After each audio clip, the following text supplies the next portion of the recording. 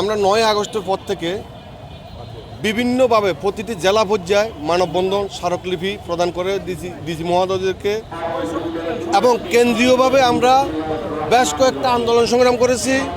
এবং মন্ত্রণালয়, স্বরাষ্ট্র মন্ত্রণালয়, আইন মন্ত্রণালয়, প্রধান উপদেষ্টা সকলের কাছে আমরা স্মারকলিপি দিয়ে আমাদের দাবি তুলেছি, কিন্তু ওনারা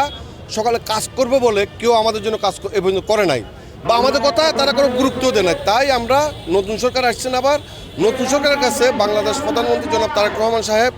এবং বর্তমান সেনাপ্রধান জনাব ওয়াকারুজ্জামান সাহেবের কাছে, দুইজনের কাছে আমরা বিশেষভাবে অনুরোধ জানাচ্ছি, আমরা পুরা বাংলাদেশে ঘটনা সবাই জানে পিলখানার ভিতরে রয়েছে না, পিলখানার ভিতরে মাত্র 5টা ইউনিট আর পিলখানার বাইরে আর 49টা ইউনিট, সর্বমোট আমাদের 52টা স্থাপনা, পিলখানার ভিতরে বাইরে হাজার হাজার বিডিআর সদস্যকে চাকরিচ্যুত করা হয়েছে। এখানে আপনারা শুনলে আশ্চর্য হয়ে যাবেন, যারা এই ঘটনা দেখছে তাদেরকে কাউকে বিভিন্ন মেয়াদের সাজা, কাউকে ফাঁসি, কাউকে যাবজ্জীবন, আর যারা এই ঘটনার সাথে জড়িত, হত্যাকাণ্ডের সাথে জড়িত, তারা কেউ কিন্তু এই আওতায় আসে নাই। তো আপনাদের মাধ্যমে এটা জানাতে চাচ্ছি, সত্য জিনিসটা জনগণের সামনে উঠে আসুক এবং আমরা সঠিক বিচার চাচ্ছি এবং আমরা হাজার হাজার বিডিআর সদস্য, বিশেষ আদালত, CEO summary court, DG summary court এবং ফৌজদারি মামলায় আমরা যারা চাকরিচ্যুত হয়েছে সকলের যেন আমরা সম্মানটুকু ফিরত পাই এবং অধিকারটুকু ফিরত পাই এবং নিরপরাধ সকল জেলবন্দি বিডিআরদের আমরা মুক্তি চাচ্ছি। এইটা নিয়ে আমরা এই পর্যন্ত সরকারকে বারবার জানান দিয়ে যাচ্ছি, কোনো গুরুত্ব দিচ্ছে না।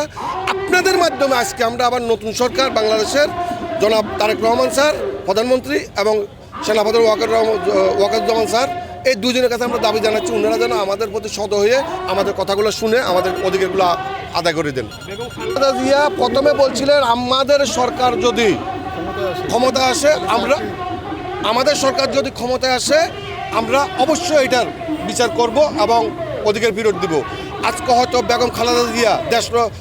তিনবারের প্রধানমন্ত্রী, আপসীন প্রধানমন্ত্রী, উনি যদি জীবিত থাকতেন হয়তো আজকে আমরা এই শাহবাগ মোড়ে আমরা দাঁড়ানো লাগতো না বা কান্নাকাটি করা লাগতো না। তো বেগম খালেদা জিয়ার ছেলে হিসেবে আমরা জনাব তারেক রহমান স্যারের কাছে অনুরোধ করতেছি, আপনি আপনার মায়ের কথাটা বাস্তবায়ন করুন। এবং আপনিও একটা বক্তব্য দিয়েছিলেন জনাব তারেক রহমান স্যার, আপনারা ক্ষমতায় আসলে বিডিআর হত্যাকাণ্ডের বিচার করবেন এবং সকলের অধিকার ফেরত দিবেন। এই দুইটা কথা আপনার এবং আপনার মায়ের দুইটা কথা বাস্তবায়ন করুন, আমরা এটা দাবি জানাচ্ছি।